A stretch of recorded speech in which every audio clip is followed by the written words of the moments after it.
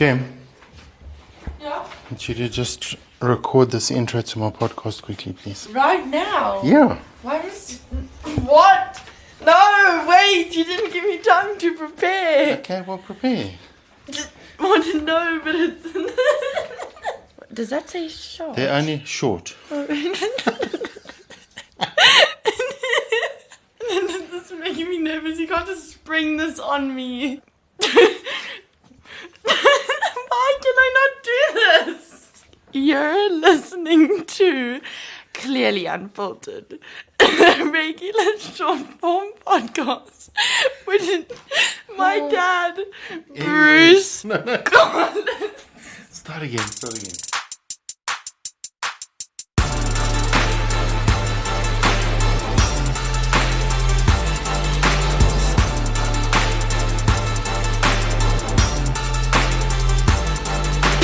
You're listening to Clearly Unfiltered, a regular short form podcast in which my dad, Bruce Collins, talks smack and expects people to listen and love it.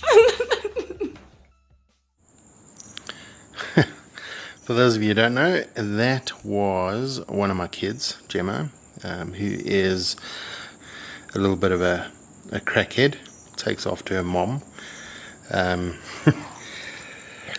I'm recording this outside tonight here in South Africa. The lights are out because it's load shedding. If you don't know what that is, Google it.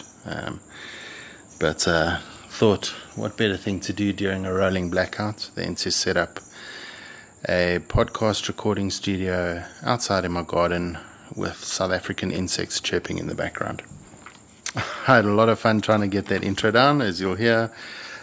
And while this podcast has a funny intro, it's not particularly a funny topic. But before we get all deep and heavy, I wanted to kind of develop a feature for this podcast that, you know, like every time you listen to the podcast, there'll be something right at the beginning that is like a hook that'll catch you and hold on to you, and then hopefully keep you listening till the end. So, like any well-trained sheep, I turned to Chat GPT, which I'm sure lots of you have heard about and tried. I've been having a lot of fun with it, but it's basically an AI kind of language medium, whatever the techie guys call it. My friend Simon's going to kill me for not having the right language, but whatever. But the name of this episode and the next feature are all courtesy of AI, and pretty amped about that. AI picking the episode title and is responsible for the book title game, is what I'm calling it, for lack of a better name, in which I fed AI a prompt and asked it to return some slightly humorous, maybe satirical book titles related to the theme of this episode. And the theme of this episode is my unhealthy relationship with food.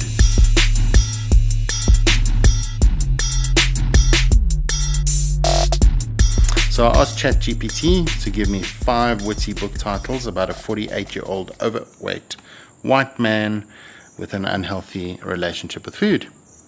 So my question is, which one of these books would you buy? And these are listed in the order of my preference, from my least favorites to the one that I would definitely buy. And I think some of them, especially my favorites, are classic. So this is what AI came up with. 5th on my list is The Fast Food Diaries, a 48-year-old's journey. 4th is The Diet of Denial, great alliteration, AI, I must say. And then the subtitle, A 48-year-old's Struggle with Food. The 3rd, and this one I quite like actually, The Man Who Ate His Way Out of a Midlife Crisis. So that might very well be me.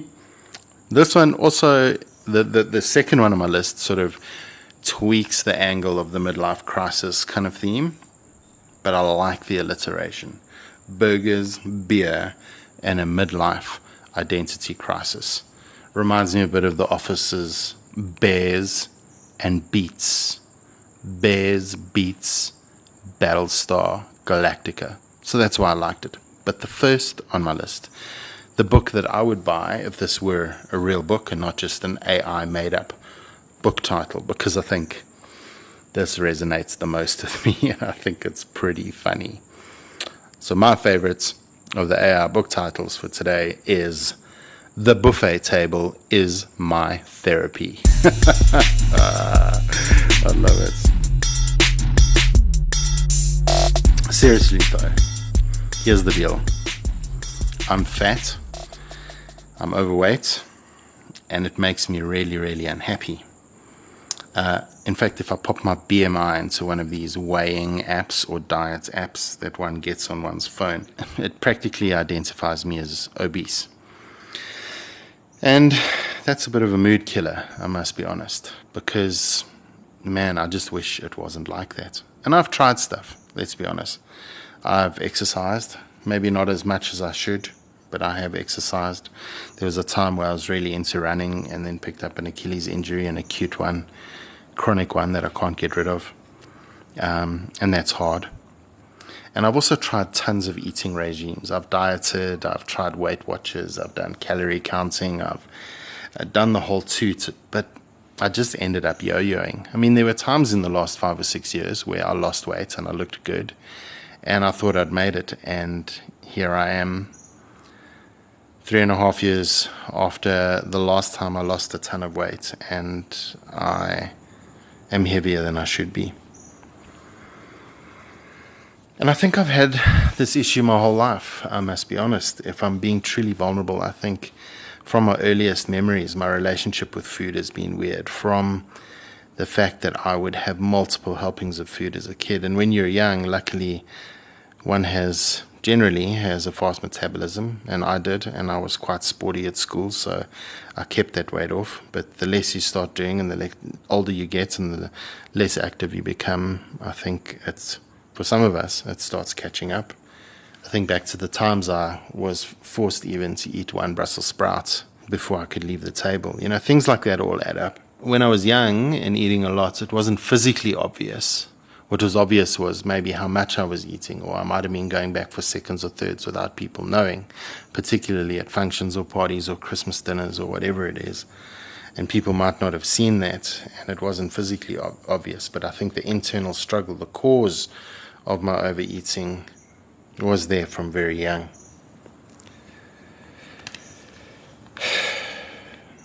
What also makes it a ton harder is that a whole load of my friends who are a similar age, and many of the people around me, many of the people I hang around with my age, many of our friends look very different to what I do. You know, they're either super active or have great metabolisms, or are able to just eat what they need to survive for fuel and not eat to make themselves feel better. And so that's not a motivator either, because it just makes me feel even worse about myself. And so before you start saying, oh, geez, what a sad life, I am unpacking this stuff in therapy, and I'm learning some things about myself. And I thought, in the interest of those of you who are struggling with similar things, maybe this unpacking of the things that I'm kind of learning in this regard might help you. These aren't answers. I'm not even close to the answer, but I thought I'd share these.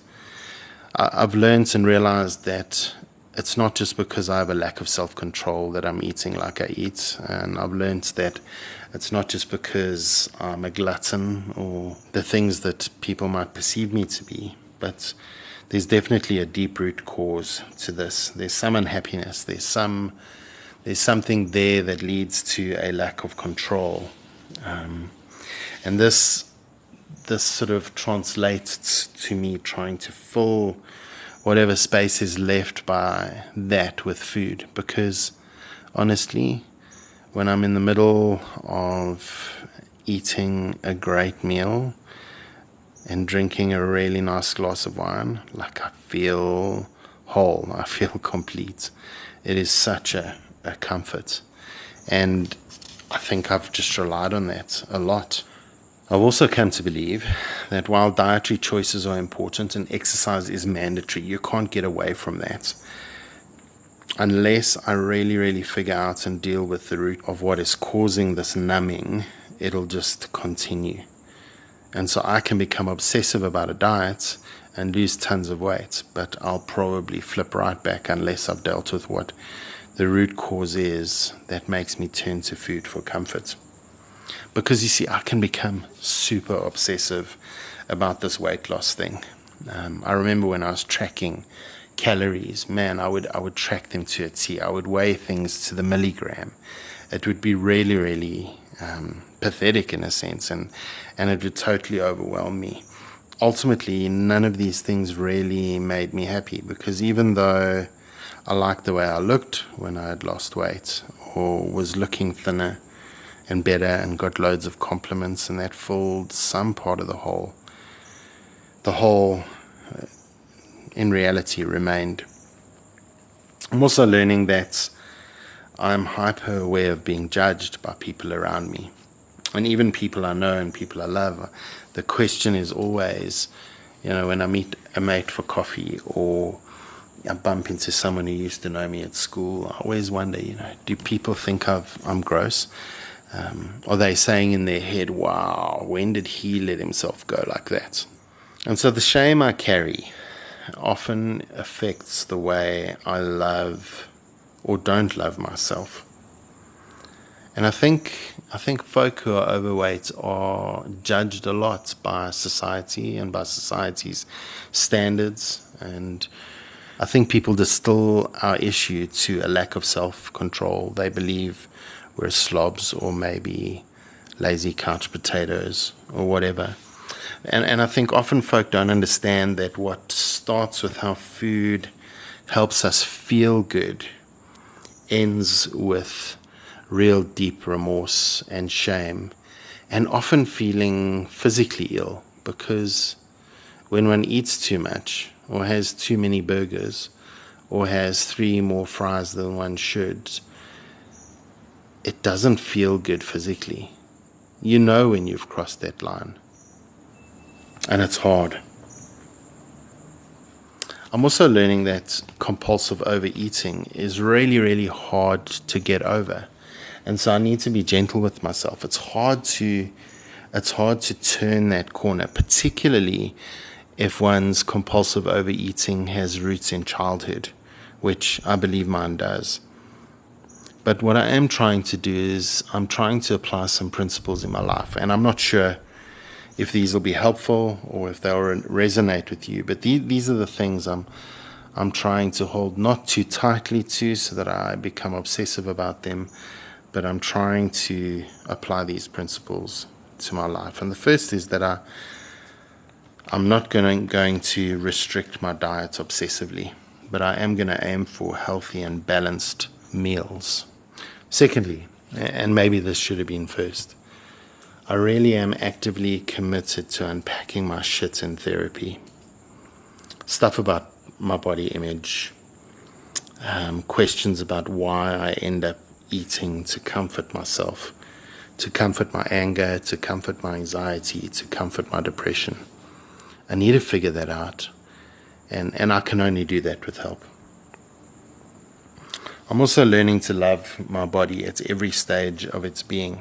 And that's maybe the hardest, because when I look at what I've become, or what my body looks like now and what it used to look like when I was a youngster, I have this deep sense of disappointment, and that disappointment is painful.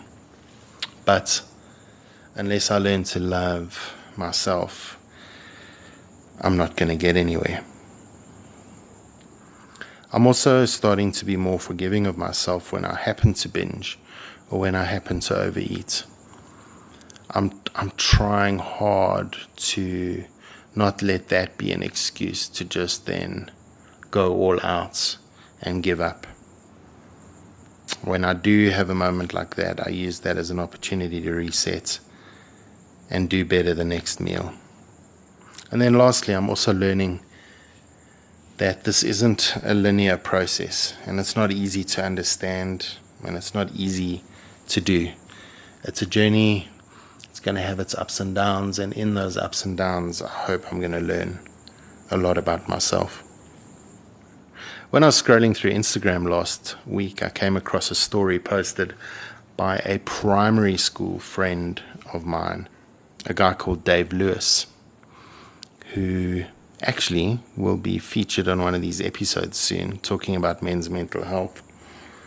But he popped something onto his Insta story the other day, and it really resonated with me, and I asked his permission if I could share it with you. And this is what he said. I wonder if hypnotherapy would be able to change my mindset so that I can simply see food as fuel, not something to enjoy. He goes on to say, I don't enjoy smoothies. I want the comfort of a burger, and that fucks everything up. So I don't have the answers, but I do know that there are others out there who get this. As you're listening to this, you understand where I'm at. And I think maybe it's good for all of us to know that we're not alone, that there are others who have this struggle. And also to know that no matter what the societal norms are of how we should or shouldn't look, you are beautiful. You aren't broken. You don't need to look like them. We can figure this out, even if it means diving deep into the darkness to find the why. Because what I'm learning is when I can name and speak about the why, I might just be able to love myself for who I am.